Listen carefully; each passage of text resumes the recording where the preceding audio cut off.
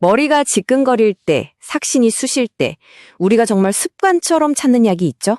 네, 바로 진통제입니다. 이 고마운 약이 우리를 아픔에서 구해주는 건 맞는데요.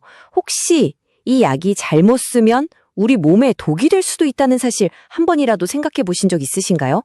오늘은 우리가 너무나 쉽게 생각했던 이 진통제의 숨겨진 두 얼굴에 대해서 제가 낱낱이 파헤쳐 드리겠습니다.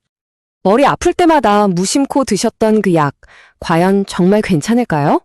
안녕하세요. 여러분의 든든한 건강지킴이 골든헬퍼입니다.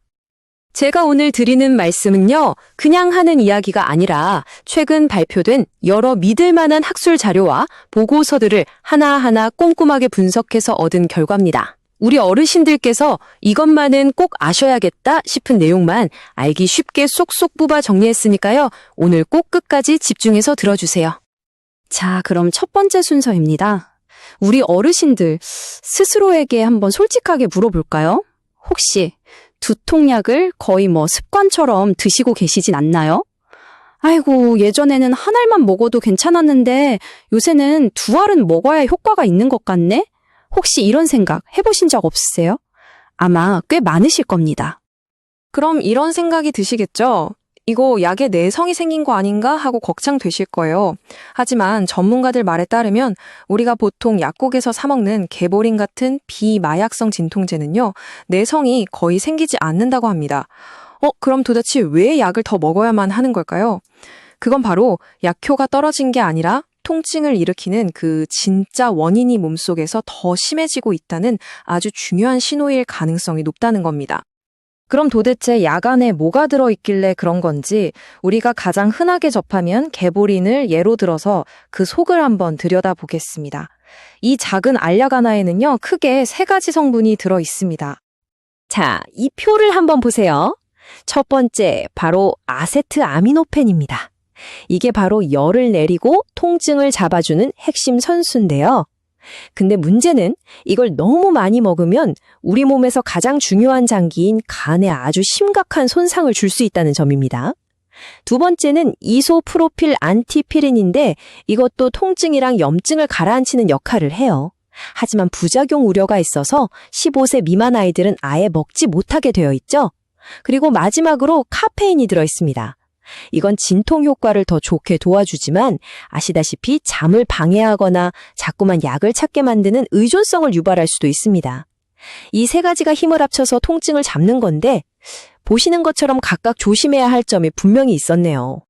이 3가지 중에서 우리가 정말 목숨 걸고 조심해야 하는 게 하나 있습니다. 바로 첫 번째로 말씀드린 아세트아미노펜의 과다 복용입니다. 이건 정말 해서는 안 될 위험한 실수예요. 건강한 어른을 기준으로 했을 때 이 아세트아미노펜 성분을 하루에 절대 무슨 일이 있어도 넘지 말아야 할 최대치가 바로 이 숫자 4000mg입니다. 우리 몸이 딱 여기까지는 버틸 수 있다 하는 한계선이라고 생각하시면 돼요. 4000mg. 이 숫자는 꼭 머릿속에 넣어두셔야 합니다. 4000mg. 이러니까 숫자가 너무 커서 감이 잘 안 오시죠? 제가 알기 쉽게 설명해 드릴게요. 우리가 약국에서 제일 흔하게 볼 수 있는 타이레놀 500mg짜리 알약 있죠? 그걸 기준으로 딱 하루에 8알까지입니다. 이 8알을 넘어가면 우리 간이 너무 힘들어하기 시작하는 거예요. 절대 넘어서는 안 되는 빨간 선인 셈이죠. 그런데요, 정말 무서운 건 따로 있습니다. 바로 나도 모르게 과다 복용하는 경우예요. 왜냐하면 이 아세트아미노펜이라는 성분이요, 두통약에만 들어있는 게 아니거든요. 콧물, 기침 잡는 종합감기약에도 들어있고 쑤시는 데 먹는 근육통약, 또 생리통약, 여기저기 정말 많은 약에 이름만 살짝 바꿔서 다 들어있습니다. 이걸 모르고 이것저것 같이 먹었다가는 정말 나도 모르는 사이에 하루 최대량을 훌쩍 넘겨버릴 수 있다는 거죠. 예를 들면 바로 이런 조합들이 정말 위험합니다. 머리 아파서 두통약 한 알 먹고 좀 있으니까 몸이 으슬으슬해서 종합감기약 또 먹는 경우, 또 생리통 때문에 약을 먹었는데 다른 데가 또 아파서 진통제를 또 먹는 경우, 근육통 약이랑 해열제도 마찬가지고요.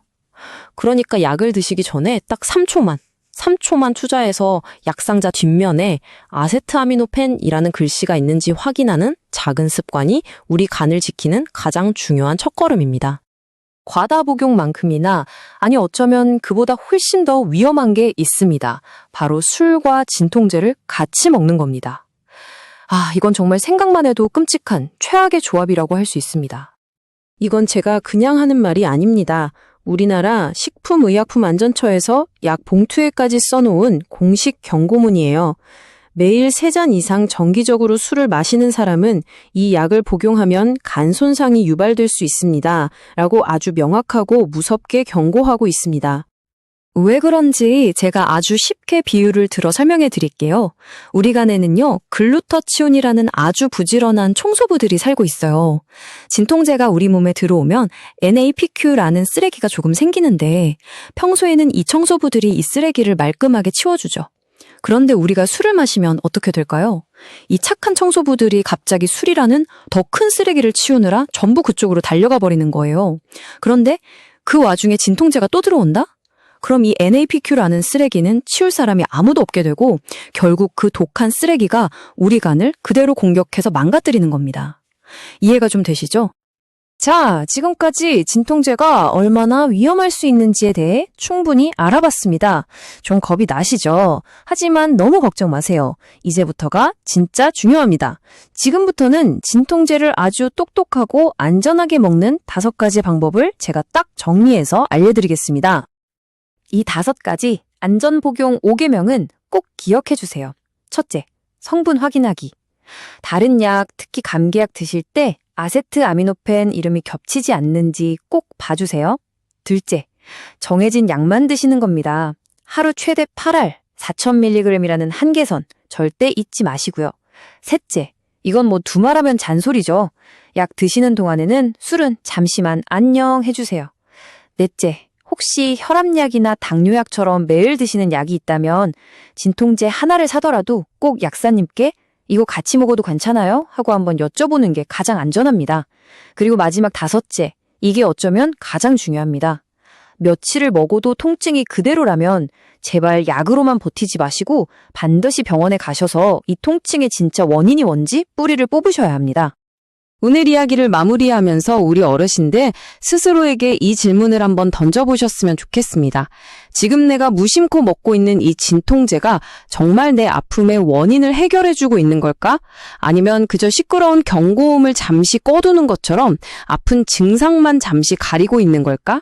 진통제는 분명 고마운 이야기지만 우리 몸이 보내는 중요한 신호를 무시하는 수단이 되어서는 절대 안 됩니다. 오늘 제가 알려드린 정보가 우리 어르신들의 건강한 삶에 조금이나마 도움이 되셨으면 좋겠습니다. 앞으로도 여러분의 든든한 건강 도우미로서 이렇게 피가 되고 살이 되는 유익한 정보만 쏙쏙 골라서 전해드릴 테니까요. 구독과 좋아요로 저 골든헬퍼 많이 응원해 주십시오. 지금까지 골든헬퍼였습니다. 감사합니다.